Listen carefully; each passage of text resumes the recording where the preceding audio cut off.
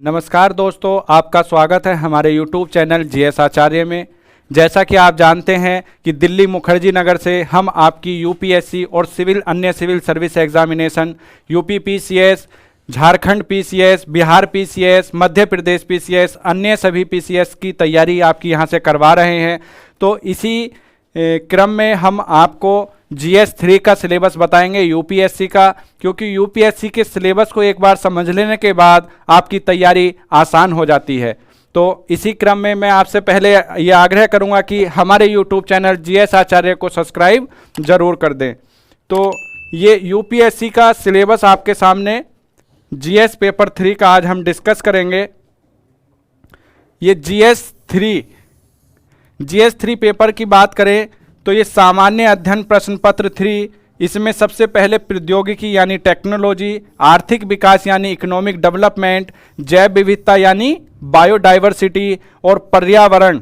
देखिए, पर्यावरण का ही टॉपिक है जैव विविधता, लेकिन इसको अलग से लिखा गया है तो इसकी सबसे ज़्यादा उपयोगिता होगी। सुरक्षा और आपदा प्रबंधन, ये सारे इसके मेन टॉपिक रहेंगे। और अगर हम इसमें बात करें इनके सब टॉपिक्स की तो ये भारतीय अर्थव्यवस्था तथा योजना, संसाधनों को जुटाने, यूपीएससी प्री में और मेंस में संसाधनों से आपका प्रश्न बनता है। इस वर्ष भी मेंस में संसाधनों से प्रश्न बना है। प्रगति, विकास तथा रोजगार। प्रगति और विकास सामान्य रूप से हम एक ही समझते हैं, लेकिन प्रगति और विकास में क्या अंतर है। और रोजगार की समस्या देखिए जटिल समस्या बनी हुई है। तो जीएस के सिलेबस को अगर हम देखें तो एक कॉमन मैन की जो समस्या है वही सिलेबस यूपीएससी ने बनाया है। Indian economy issues relating to planning, mobilisation of resource, growth, development. Growth और डेवलपमेंट में क्या अंतर है यह आपको ध्यान रखना है। एम्प्लॉयमेंट, इंक्लूसिव ग्रोथ क्या होती है, यहां ग्रोथ लिखा हुआ है और यहां लिखा हुआ है inclusive growth. And issues arising from it. फिर है गवर्नमेंट बजटिंग। ये नहीं कि हमारा जो 1 फरवरी को बजट आता है केवल वही पढ़ना है, लेकिन वह तो पढ़ना ही है, आपके लिए प्री और मेंस के लिए इंपॉर्टेंट है बजट। लेकिन साथ में ये भी देखना है कि बजटिंग शब्द का इसमें यूज किया गया है, आईएनजी लगाया गया है, तो इसके क्या सिद्धांत है, बजट बनाते समय हमें क्या ध्यान रखना चाहिए, उस पर भी हमें फोकस करना है। ये नेक्स्ट स्लाइड में हम देखते हैं मुख्य फसलें। भारत एक कृषि प्रधान देश है और उसमें देखिए यूपीएससी ने कितना अच्छा टॉपिक रखा है, मुख्य फसलें। देश की विभिन्न भागों में फसलों का पैटर्न, सिंचाई के विभिन्न प्रकार, सिंचाई प्रणाली, सिंचाई की कौन कौन सी प्रणाली है, कृषि उत्पाद का भंडारण यानी परिवहन, विपणन, संबंधित विषय और बाधाएं। ये देखिए बाद में लिख दिया है कि प्रश्न कैसा बनेगा, इनके क्या संबंधित विषय हैं और क्या बाधाएं हैं, किसानों की सहायता के लिए ई प्रौद्योगिकी कैसे सहायक है, यहीं से प्रश्न आपके उठाए जाते हैं। मेजर क्रॉप्स कौन सी हैं, marketing, agricultural produce and issues and related concentrate, e technology in the aid of farmers. ये सारी चीजें इसमें पूछी जा रही हैं। Issue related to direct and indirect farm subsidies इसमें इंपॉर्टेंट टॉपिक है। मिनिमम सपोर्ट प्राइस यानी न्यूनतम समर्थन मूल्य, पब्लिक डिस्ट्रीब्यूशन सिस्टम यानी पीडीएस, खाद्य सुरक्षा संबंधी, बफर स्टॉक, वितरण प्रणाली और प्रौद्योगिकी मिशन। देखिए प्रौद्योगिकी शब्द इस पूरे टॉपिक में कई बार इस्तेमाल हो चुका है, तो हमें इस प्रौद्योगिकी शब्द का अर्थ भी पता होना चाहिए। यहाँ से हम अपना इंट्रो, कहीं भी किसी प्रश्न में प्रौद्योगिकी आ जाए तो यहाँ से हम अपना इंट्रो शुरू कर सकते हैं। लिमिटेशंस यानी सीमाएं क्या हैं, एनिमल, ये food security, technology, economics of animal rearing, ये सारी चीज़ें हमारी इसमें बताई गई हैं। अगला देखते हैं भारत में खाद्य प्रसंस्करण।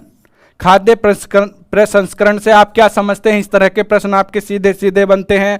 उद्योग, कार्य क्षेत्र एवं इनके क्या महत्व हैं, कि खाद्य प्रसंस्करण उद्योग से आप क्या समझते हैं, ये भारतीय अर्थव्यवस्था में इसका क्या महत्व है। इस तरह के मेंस के प्रश्न आपके यहाँ से आए, बहुत ही पूछे जाते हैं। तो केवल अगर हम अपने इन शब्दावलियों पर अगर काम कर लें तो हमारे सारे प्रश्न यहाँ से बन जाते हैं। आपूर्ति श्रृंखला यानी सप्लाई चेन क्या है और यह हमारी अर्थव्यवस्था में किस तरह से लाभकारी सिद्ध होगी, इस पर विवेचना करें, समालोचना करें, टिप्पणी करें, चर्चा करें।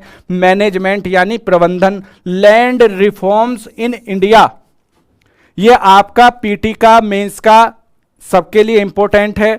और लैंड रिफॉर्म्स जो है हमारा पॉलिटी के लिए भी उतना इंपॉर्टेंट है, हिस्ट्री के लिए भी उतना इंपॉर्टेंट है। तो ये ऐसे जो हमारा जीएस का पूरा सिलेबस है ये इंटरलिंक्ड है। अगर हमारी लैंड रिफॉर्म से जीएस 1 में पेपर आ जाए तो हम ये नहीं कह सकते कि आपने जीएस 1 का जीएस 3 का प्रश्न हमारे जीएस 1 में क्यों पूछ लिया। और इसी तरह से अगर ये प्रश्न हमारा पॉलिटी वाले सेक्शन में पूछ लिया जाए तो वहां भी नहीं कह सकते, क्योंकि प्रथम संविधान संशोधन किसके लिए किया गया था, लैंड रिफॉर्म्स के लिए किया गया था। तो इस तरह से हमें अपने सारे सिलेबस को इंटरलिंक्ड करके पढ़ना होता है। और इसके बाद अगर हम बात करें अगली स्लाइड में तो उदारीकरण, ये देखिए बहुत ही इंपॉर्टेंट शब्दावली आपके सामने आ रही है। उदारीकरण का अर्थव्यवस्था पर प्रभाव यानी लिबरलाइजेशन। ये टर्म क्या है, LPG, liberalisation, privatisation and globalisation. ये टर्म कब आया, इसकी क्या महत्ता है, इसका क्या अर्थ है, ये आपको समझना होगा। On the economy changes in industrial policy and there effects on industrial growth. ये देखिए विकास शब्द फिर से आपके सामने आ गया। औद्योगिक विकास पर इसका क्या प्रभाव होगा, औद्योगिक नीति में परिवर्तन क्या होगा। बुनियादी ढांचा, ये देखिए बुनियादी ढांचा भी एक बड़ा इंपॉर्टेंट टर्म है आपका। इंफ्रास्ट्रक्चर, इंफ्रास्ट्रक्चर के अंतर्गत हमारा ऊर्जा, बंदरगाह, सड़क, विमानपत्तन, रेलवे आदि आते हैं। इसके बाद है निवेश मॉडल। आपको अगर कुछ नहीं करना, केवल अपने सिलेबस को फॉलो करना है। अगर सिलेबस के अकॉर्डिंग आपने तैयारी की तो आपका समय भी कम लगेगा और आपकी तैयारी भी औरों से सही होगी। फिर इसके बाद हमारा इसमें साइंस एंड टेक्नोलॉजी का पार्ट आ जाता है, उसे देखते हैं। ये विज्ञान एवं प्रौद्योगिकी, प्रौद्योगिकी शब्द का कितना महत्व है ये आप खुद इसको जब पढ़ेंगे सिलेबस को तो पता चलेगा। इसलिए मैं बोलता हूं कि डेली 10 मिनट आपको अपना सिलेबस पढ़ना है जब तक कि सिलेक्शन ना हो जाए। Science and technology developments and their application and effects in every day life. Every day life, देखिए यहां एवरी डे लाइफ शब्द वैसे ही नहीं लिखा गया, वो यहीं से प्रश्न बनाते हैं कि इस प्रौद्योगिकी का हमारे एवरीडे लाइफ में क्या, जीवन पर इसका क्या प्रभाव पड़ेगा। विज्ञान एवं प्रौद्योगिकी में भारतीयों की उपलब्धियां, देशज रूप से प्रौद्योगिकी का विकास और नई प्रौद्योगिकी का विकास। यानी कि अब तक जो हमारे देश ने, यानी मेक इन इंडिया के जैसे, या अब तक जो हमारे देश में मिसाइल बनी है, जो अन्य टेक्नोलॉजी हैं, बायोटेक्नोलॉजी है, नैनो टेक्नोलॉजी है या स्पेस टेक्नोलॉजी है, इसका क्या विकास क्रम रहा ये पढ़ना है। और डेवलपमेंट जो अभी नए हो रहे हैं वो देखने हैं। इंडिजीनियाइजेशन यानी देसीकरण, ये देखना है। तो ये सारी चीज़ें इसमें इंपॉर्टेंट हो जाती हैं। इसके बाद अगर हम अगली स्लाइड में बात करें तो हमारा अगला टॉपिक है सूचना प्रौद्योगिकी यानी इंफॉर्मेशन टेक्नोलॉजी। इसे ही आईटी भी बोलते हैं, इंफॉर्मेशन टेक्नोलॉजी। इंफॉर्मेशन टेक्नोलॉजी का आज के टाइम में बहुत ज़्यादा स्कोप है। इंफॉर्मेशन टेक्नोलॉजी के बाद अंतरिक्ष, computer, robotics, nano technology, biotechnology और बौद्धिक संपदा अधिकार। ये क्या होते हैं बौद्धिक संपदा अधिकार, इंटेलेक्चुअल प्रॉपर्टी राइट। इस तरह की कोई रिपोर्ट भी आती है क्या, आपको पता है क्या? ये आपके प्री के लिए भी इंपॉर्टेंट है, ये आपके मेंस के लिए भी इंपॉर्टेंट है। तो प्री और मेंस के टॉपिक की इंपॉर्टेंस का पता कहाँ से चलेगा? आपको आपके सिलेबस से पता चलेगा। आपको अपना सिलेबस डेली याद पढ़ना पड़ेगा और उसे याद करना पड़ेगा। जब आप इतनी मोटी मोटी किताब, इतने सारे नोट्स याद करने के लिए तैयार हैं तो सबसे पहले अपने सिलेबस पे अच्छे से काम क्यों नहीं कर सकते? बिल्कुल कर सकते हैं। तो इसके बाद आपको पढ़ना है संरक्षण, पर्यावरण प्रदूषण और क्षरण, पर्यावरण प्रभाव का आकलन यानी conservation, environmental pollution and degradable environmental impact assessment. ये सारी चीज़ें आपको पढ़नी है, क्योंकि इस समय देखते होंगे दिल्ली में या दिल्ली के आसपास के क्षेत्र में दिन प्रतिदिन प्रदूषण की समस्या बढ़ती जा रही है। हमें स्वच्छ हवा नहीं मिल रही है, स्वच्छ पानी नहीं मिल रहा है, स्वच्छ खाने का सामान नहीं मिल रहा है। तो ये सारी समस्याएं क्या हैं, एक कॉमन मैन की समस्याएं हैं। और मैंने बोला कि जो हमारा सिलेबस डिजाइन किया गया है वो इसी को ध्यान में रखते हुए किया गया है कि कॉमन मैन की क्या समस्याएं हैं। और पेपर 3 स्पेशली हमारा क्या है, अगर हम समझ लें पूरा इकोनॉमी क्या है कि समस्याओं का निराकरण कैसे करें, यही आपसे बार बार पूछा जाएगा कि अगर इकोनॉमी में ये हो गया तो इसके सुधार के लिए आप क्या तर्क देंगे, इसके सुधार के हित में आपके क्या पॉइंट होंगे।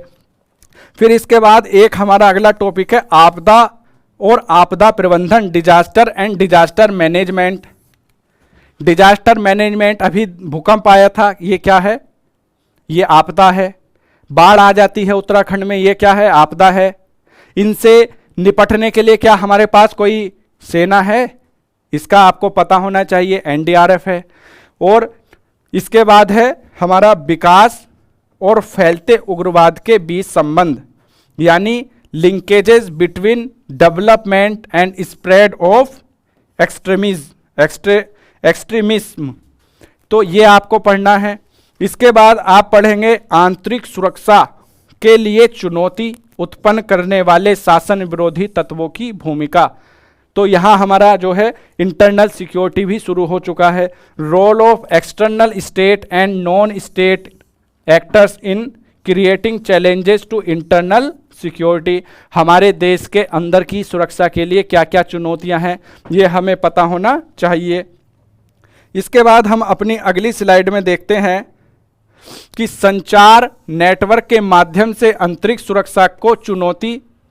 आंतरिक सुरक्षा चुनौतियों में मीडिया, सामाजिक नेटवर्किंग साइटों की भूमिका, साइबर सुरक्षा की बुनियादी बातें, धन शोधन और इसे रोकना यानी धन शोधन को इंग्लिश में बोलते हैं money laundering and it's prevention. ये जो काला धन की चर्चा चलती है, भ्रष्टाचार की चर्चा चलती है, इससे हमारी आंतरिक सुरक्षा में क्या नुकसान हो सकते हैं, ये सभी चीज़ें हमें देखनी है।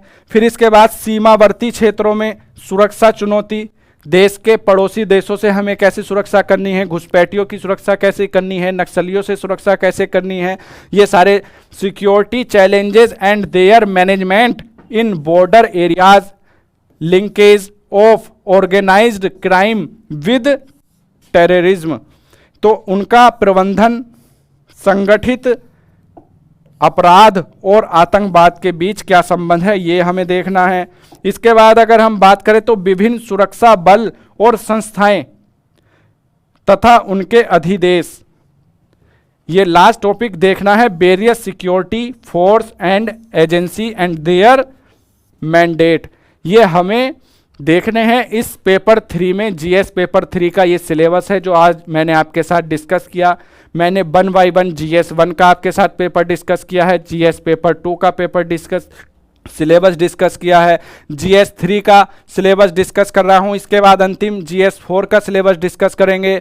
हमारे सोनू सर ने आपके साथ ऑप्शनल हिंदी लिटरेचर का सबसे पहले सिलेबस डिस्कस किया, क्योंकि किसी भी विषय को पढ़ने से पहले, क्योंकि हमें ये नहीं, कोई एक भी विषय कंप्लीट करने के लिए 100 साल भी कम पढ़ सकते हैं, लेकिन हमें कोई सब्जेक्ट कंप्लीट नहीं करना, हमें कंप्लीट करना है यूपीएससी का ये सिलेबस।